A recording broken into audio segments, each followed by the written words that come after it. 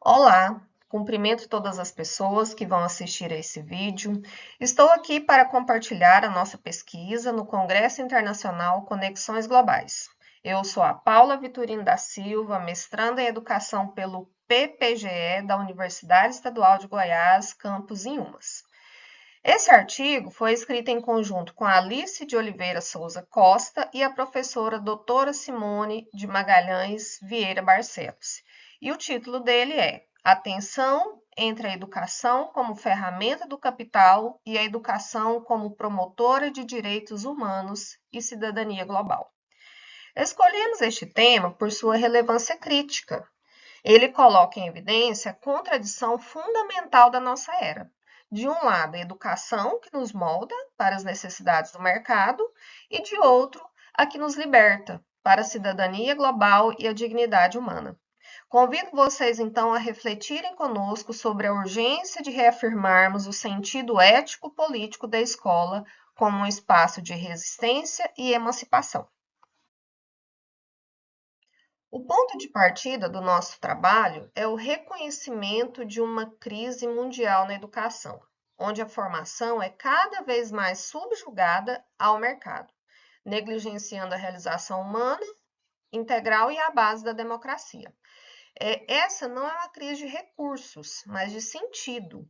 A educação tem sido cada vez mais subjugada à lógica do mercado e do capital. O que isso quer dizer na prática?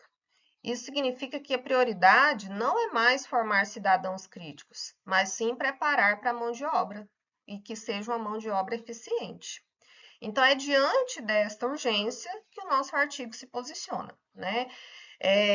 O artigo busca construir um caminho de resistência e emancipação para o trabalho educativo, superando sua função de mera reprodução social e afirmando como um direito humano fundamental. A nossa tese é clara, né? Buscamos construir um caminho de resistência e emancipação para o trabalho educativo. Então, o objetivo é superar a função da mera reprodução social que a escola vem historicamente compelida a exercer e reafirmá-la, né, como um direito humano fundamental. Para entendermos a dimensão global dessa crise, trazemos uma análise de Martha Nussbaum, na sua obra Sem Fins Lucrativos. Essa crise não é um problema isolado, mas um fenômeno mundial vivenciado em todos os países capitalistas, onde ela fala assim, ó, estamos em meio a uma crise de enormes proporções e de grave significado global, uma crise que no longo prazo provavelmente será muito prejudicial para o futuro dos governos democráticos, uma crise mundial na educação. Ela está ligada, então, à crescente mercantilização e instrumentalização do ensino.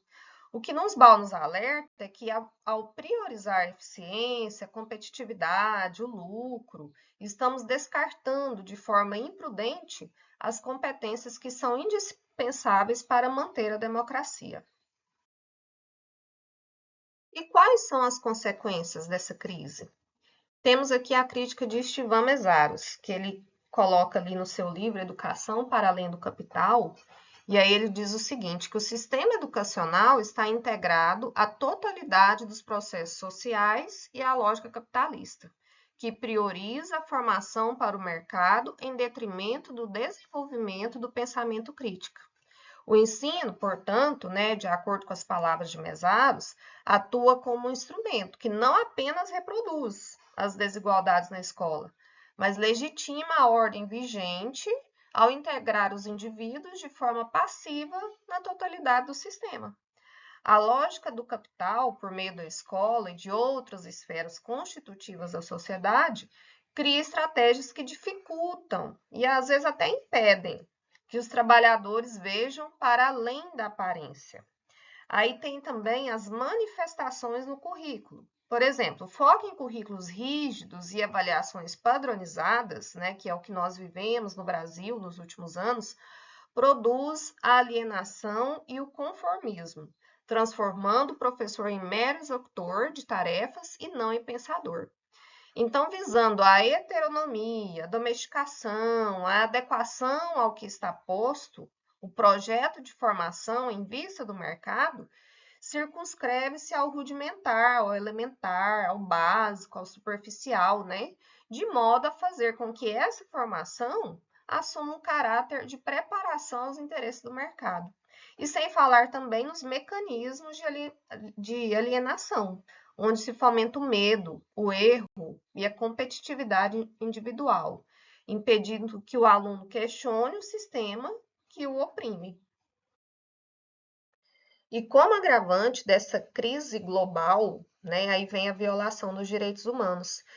Marta Nussbaum nos faz um alerta sobre a desvalorização das humanidades, das artes e da filosofia, especialmente nos currículos escolares, né, que isso é uma ameaça global à democracia, pois suprime competências indispensáveis. Então, tem uma citação dela aqui que fala assim: ó, os países e seus sistemas de educação estão descartando de forma imprudente competências indispensáveis para manter a democracia. Se essa tendência prosseguir, todos os países logo estarão produzindo gerações de máquinas lucrativas, em vez de produzirem homens íntegros que possam pensar por si próprios, criticar a tradição e entender o significado dos sofrimentos e das realizações dos outros. Então, essa advertência que ela nos faz não é apenas uma crítica pedagógica, né, mas é um alerta sobre essa erosão dos alicerces, vamos dizer assim, dos direitos humanos. Essas competências negligenciadas que ela nos menciona aqui, como a empatia, né, envolvem a empatia, o raciocínio crítico, a imaginação narrativa, são justamente as capacidades essenciais que fundamentam o respeito, a dignidade humana e a construção de sociedades mais democráticas. Agora, se a escola abandona as humanidades, ela está violando o direito à formação integral necessária para a cidadania plena. A geração de máquinas lucrativas, né, como ela diz aqui, já é uma realidade na educação contemporânea, manifestando-se pela rigidez dos currículos, pela fragmentação disciplinar e aquela ênfase, né, em um ensino puramente conteudista. Então, com tudo isso, as capacidades do ser humano são suprimidas, muitas delas são suprimidas, como, por exemplo, a empatia e o raciocínio crítico, né, que são essenciais para a construção da sociedade democrática, a afiliação, que é substituída pelo individualismo competitivo, a imaginação e o pensamento, que são esmagadas pela ênfase no treinamento técnico. Então, assim, a diversidade de pensamentos, né, e ampliação da mente que poderiam ser estimuladas pela escola, muitas vezes são sacrificadas em nome dessa especialização funcional que sirva aos interesses do sistema, né? Max Horkheimer já trazia, né, lá na sua obra Eclipse da Razão, essa discussão sobre o esvaziamento intelectual causado por essa sobreposição da razão subjetiva sobre a razão objetiva, né? Isso faz com que a razão seja integrada ao processo produtivo como ferramenta técnica. O pensamento passa a ser industrializado. Pensar vira operação mecânica, sem reflexão crítica. E qual que é a consequência de tudo isso, né? O modelo forma máquinas lucrativas, em vez de homens íntegros, violando o direito à formação integral e consolidando a desigualdade em escala planetária. Então, à medida que a razão perdeu esse caráter normativo, o indivíduo também perde seu conteúdo, né? Ele tornou-se um indivíduo formal, cuja liberdade se reduz à adequação às exigências do sistema. O homem, a mulher, é valorizado pela eficiência com que desempenha funções, e não por sua capacidade de julgar ou de resistir. O indivíduo transforma-se então em engrenagem de um processo que ele não controla. É possível pensar em uma resposta a toda essa realidade educacional da contemporaneidade? Então, aqui nós fazemos um levantamento de praxes que possam levar à transcendência dessa realidade. A resposta é ético-política, praxis e cidadania global. Resgate do sentido da escola, de acordo com o Eudeu Moreira Coelho. A finalidade da educação não é o mercado, mas a dimensão ético-política, a humanização de todos e a realização da dimensão humana. Então, aqui ele vem nos mostrar que a prioridade da escola deveria ser formar cidadãos críticos e conscientes na sua totalidade, que fossem capazes de refletir sobre suas próprias atitudes e valores, em vez de simplesmente seguir normas impostas. Aí vem também o papel do currículo, né? O currículo deve salientar aspectos éticos, democráticos e humanistas para promover o pensamento crítico e valores essenciais.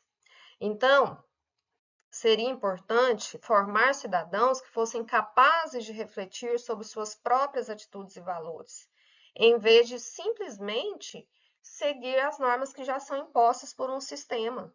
Né? Compreender o sofrimento e a experiência dos outros, reconhecer a dignidade humana, entendendo como que esse ser humano, como que nós, seres humanos, né, independentemente da sua origem, classe social, cultura, tem o seu valor. Todos nós temos um valor intrínseco, né? A praxis de Paulo Freire. A praxis libertadora é o caminho para a superação, unindo ação e reflexão. O professor deve se reconhecer oprimido para não se tornar opressor. Então, devem-se se reconhecer como cidadãos atuantes no mundo, tanto o professor como o aluno, né? Compreendendo as estruturas de poder e sabendo opinar sobre elas, vendo a si mesmos como sujeitos possuidores de direitos. E, por último, o diálogo como transgressão. O diálogo é exercício prático da cidadania, subvertendo o modelo de comando e obediência imposto pelo capital e afirmando a igualdade de voz. E chegamos aqui à conclusão e às implicações de toda essa discussão proposta pelo nosso artigo. A educação não deve se restringir ao treinamento, mas instituir-se como direito humano fundamental para o exercício da cidadania global, pautada na justiça social e dignidade humana. Mas, no entanto, precisamos refletir sobre essa ruptura, né? A ruptura com o projeto de educação orientado para a instrumentalidade, essa crescente tendência, né, de supressão de direitos que foram conquistados historicamente, a conservação e acentuação do desprezo às humanidades, supõe por parte da escola, né, professores, alunos e toda a equipe, a atitude crítica, no sentido de compreensão, a defesa de um projeto formativo que assuma a questão dos direitos humanos e a formação em vista da criticidade e da humanização, né? E as implicações? A luta por uma educação emancipadora dentro da escola exige uma transformação social mais ampla. Então, a luta, a resistência, a transgressão ao instituído parece ser uma atitude fundamental, né, nas práticas pedagógicas, no trabalho educativo em si, que se reconhece no movimento de busca e constituição de uma sociedade justa, democrática e melhor. A escola é justamente o terreno fértil, o pilar vivo para essa resistência, né? Bom, e aqui eu trago as referências bibliográficas usadas na escrita desse artigo e eu agradeço a atenção de todos. Muito obrigada.